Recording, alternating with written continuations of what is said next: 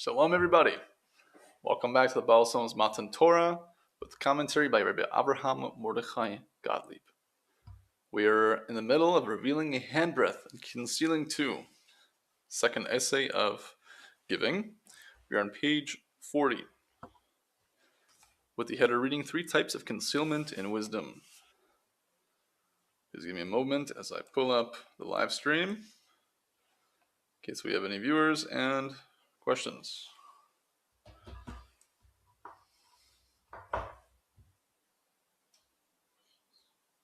Great. Just a brief summary. In the last course, we touched again on the notions of a true rabbi, and we clarified just how important and carefully the sages and masters of spirituality chose their words. So let's continue. 3 types of concealment in wisdom. There are 3 categories of secrets of the Torah, and each category has its own reason for concealment. They are called by these names: the unnecessary, the impossible, and a divine secret for those in awe of God. Even the smallest detail of this wisdom can be divided into these 3 categories, and I'll explain each one in turn. Before we go into his explanation, let's go into the Rebbe Shita's comment on these 3 categories and their division. Just as we see that the form of the whole universe exists within any physical particle that is considered, so in the spiritual realm, every particle of wisdom includes the whole system in miniature. This is referring, of course, to the fractal reality that we observe in quantum physics and the like, being that we literally can see the entirety, that is the universe, in every particle, and it repeats itself again and again. So we speak about how physical reality is drawn from spiritual roots, and it's written in the Eitz Chaim, as brought down again in the Talmud Sphere by the Baal HaSulam, that within every sphera is 10 sphirot, and within each one of those is another 10, and so forth, ein kates, without end. So the notion of a fractal reality, of infinite succeeding events, one within the other, the whole within the particular, that is wisdom of our sages, has been told and taught explicitly many years before any science has come to that conclusion. To continue. Therefore, in any spiritual matter, there are these 3 types of concealment, for the rule is that the particular and the general are equal. The root of the idea is that the Creator is enclosed in any particular of the world, and thus there is no difference among the particulars in this regard, as the Creator exists within each one, being, of course, the inanimate, the plant, the animal, the speaking, and all things godly that we can observe in reality, being the righteous people of the world. Every particular has that spark of the Creator that's projecting it and willing it into existence. And so too, if we look closely, we'll see the fractal reality being that within every level, all the other levels exist. I mentioned that in regards to Sphirot, but it can also be said of those levels of the will to receive, being the inanimate, plant, animal, and speaking, as spoken about in the introduction to the Zohar. We also spoke about it in our other essays, Matan Torah particularly. So in the inanimate also includes the plant and the animal and the speaking. And within those includes those 4, again and again and again. Some people err in thinking that since the Creator is a universal whole, His glory fills the world. Therefore, it's impossible for His glory to be in one person. Rather, they think that a portion of the Creator is in one person and another portion is in another person.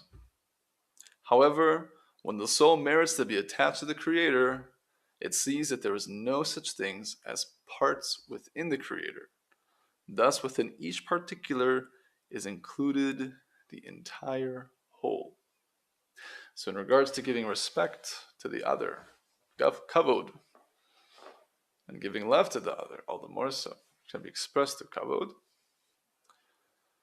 It's important to meditate on and contemplate that there is no parts in spirituality. Everything is a simple unity. Hashem Echad, Creator is one. And the spiritual domain is Creator.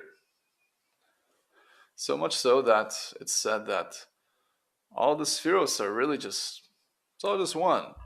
From our perspective, we have all these hundreds, if not thousands, of levels that we can go into and learn about as far as the system of Kabbalah is concerned. But that's from our end, because we're on the receiving end. We're the vessel that's projecting our lack, and so we see all these different particulars. But in truth, on the side of divinity, simple unity. So in regards to every single individual person, the entirety of the Creator's glory is within each person, because they each have a soul. And the soul is a relative infinity, so to speak. We can't comprehend the greatness of every single person's essence. But to at least contemplate and touch on it in regards to how we treat others, when we focus on the godliness within each person, can assist us in giving to them and loving them more actively. To continue, the Baal HaSulam, top of page 41, the unnecessary. Unnecessary means that no one will reap any benefit from its revelation. Of course, there is no great harm in revealing such a thing. It is rather a matter of purity of mind, taking care to avoid actions based on the corrupting "so what" mentality. That is, thinking, so what if I do this, since it causes no harm or loss? But to sidetrack only slightly, we've learned in Arvut, the essay after Matan Torah, how also wrong this is in regards to the notion that we are all one unified soul. And what one person does that may harm or diminish one's connection to spirituality actually causes the same thing to the whole. Because as we're learning here, the particular includes the whole. The Baal HaSulam continues, know that "so what" is considered by our sages to be a corrupter more terrible than any other, for all the destroyers of the world have been created or have yet to be created are none other than this type of person who indulges in thinking, so what? That is, they involve themselves in unnecessary matters and cause others to do so. For this reason, no pupil was accepted before clearly ascertaining that the pupil would be watchful in his dealings, so as not to reveal anything deemed unnecessary.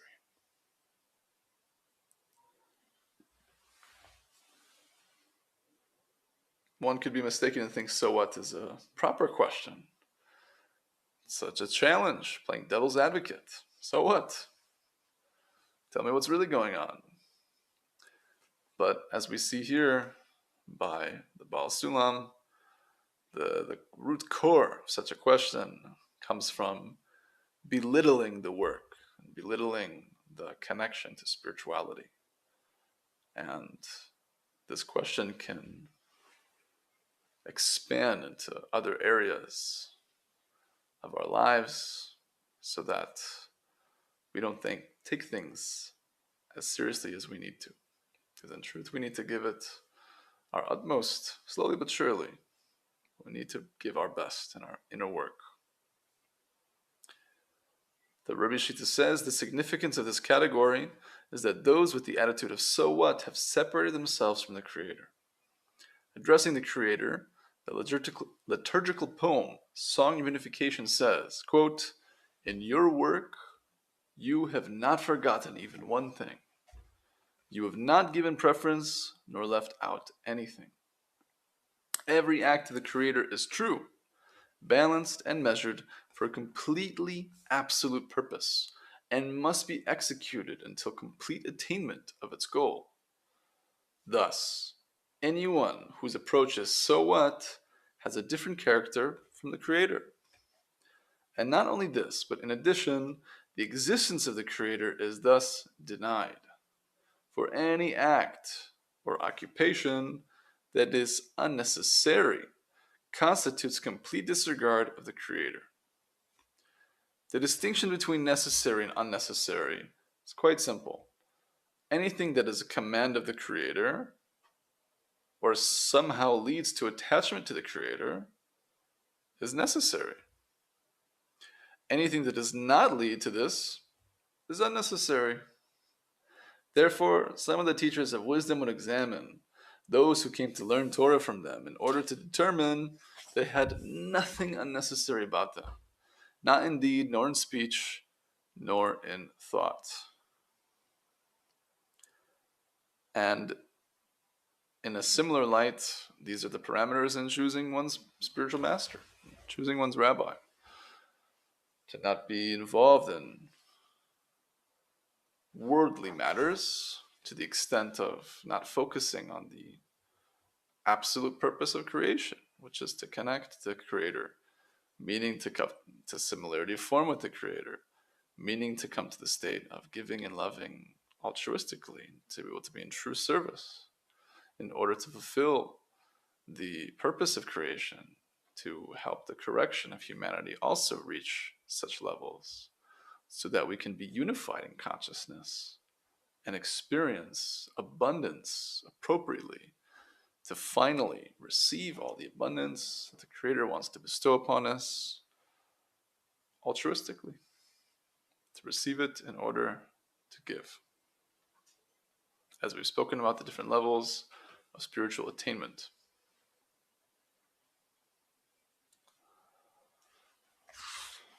Amazing.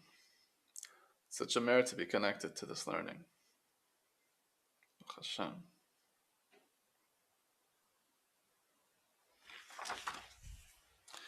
To continue, the impossible.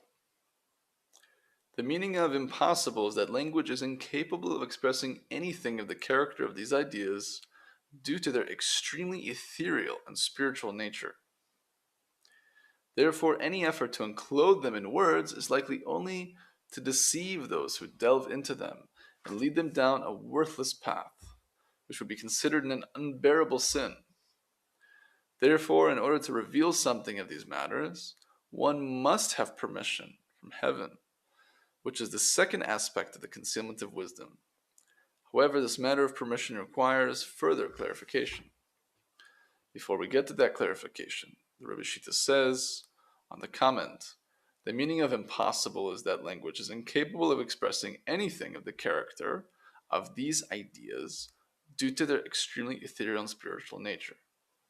He says, there are divine revelations that can enter a person's feeling within his or her mind and heart, yet cannot be expressed externally because of their great loftiness. Similar to this, when someone goes through incomprehensible pains and suffering, so too they struggle to find words because words truly can't express their experience. So too in the loftiness of experience. However, in other places, Baal HaSulam claims that Kabbalists discovered a readily accessible language that enables them to express their perceptions. And this language is the language of branch and root. The series of worlds from higher to lower are like a series of a stamp that creates an impression of the stamp, and so on. The highest stamp is the root, and the impressions are the branches. In this way, all the phenomena of the physical world are emanated with complete precision from spiritual worlds.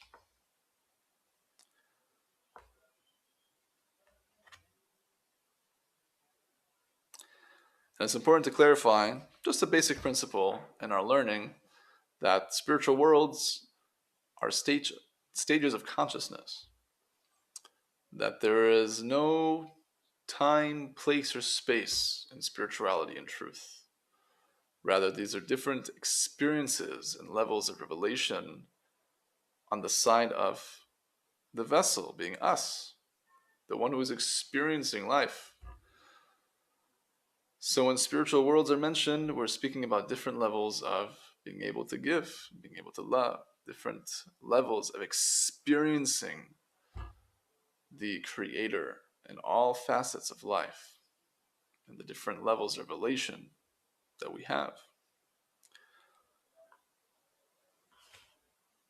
The Rebbe Shita continues, therefore the Kabbalists can express their perceptions, even though they are completely spiritual and abstracted from all materialization, by referring to the physical branches that are related to the spiritual roots that are perceived by the Kabbalists. And if so, then why is this language not sufficient to express even the most subtle spiritual perceptions? In reply, it can be said that there are different ways to use the language of the branches, and one needs permission from heaven in order to use the language of the branches in a manner that will not cause anyone to err. And so in the next class, we'll speak in detail more about what is the permission of heaven, how Rebbe Shimon Bar Yochai, or the Arizal, or the Baal HaSulam, and other spiritual masters received such permission, and what that means, so that they could reveal the great loftiness that they did. It's amazing to contemplate the greatness of such tzaddikim, such righteous people who have reached a Gemar Tikkun, the perfection of their soul. I heard from the Rebbe Shita recently that when someone is at such a level, they're actually above time and space. Something incomprehensible to us, but to entertain that the Creator is obviously above time and space. And to be unified with the Creator means that such an individual also has that aspect of being above time and space, meaning that they can see from beginning to end, and their actions, corrections, their tikkunim, the Torah that they bring down can be specifically intended for generations, for example, thousands of years in the future. So too, Rabbi Shimon Bar Yochai, the master of the Zohar, as it is written in the Zohar, that through the means of the Zohar, says the soul of Moshe Rabbeinu, Klal Yisrael will come to redemption, berachamim, in mercy, and loving kindness. So it's understood that the Zohar was written for the final generation. And we see clearly, without a shadow of a doubt, that it has been revealed to us and expounded on and clarified, and continues to be clarified and brought down even more so. The commentaries, for example, by Rabbi Gottlieb are amazing, absolutely wondrous. The Baal HaSulam did an amazing work, and the commentaries by Rebbe Gottlieb, both going even deeper into the clarifications of the Kabbalah itself, the Zohar Harakia. I mean, I don't have any really connection to it, so I can only speak from the outside and what little I read, but just seeing the amount of substance that there is in clarification, it's incomprehensible. And Zohar HaAvoda, which I have merited to learn a little bit of, which brings down every part of the Zohar that's been written on it so far to simple language, simple understanding, in ways of essays that can be connected to one's inner work day to day. So we see that it's been revealed to us, meaning that someone like Rabbi Shimon Bar Yochai, being above space and time, can connect to the mainframe of reality and see what was and what is to come, and pinpoint the most efficient actions in order for the fulfillment of the purpose of creation, to finish the download, to remove all the viruses, so to speak, and this ultimate downloaded program, being the tools that are within the Zohar Kodosh, was created for us. Here we are, the merit to connect to such lofty matters and other learnings that are drawn and connected to it. Why am I describing all this? Just to give us a sense of greatness of what we're learning here and the potential consciousness that we can connect to. Because when we read the words of any spiritual master, we're intimately connecting with their consciousness. We're drawing upon ourselves light that they received and, practically speaking, are experiencing in the moment because their soul is above space and time.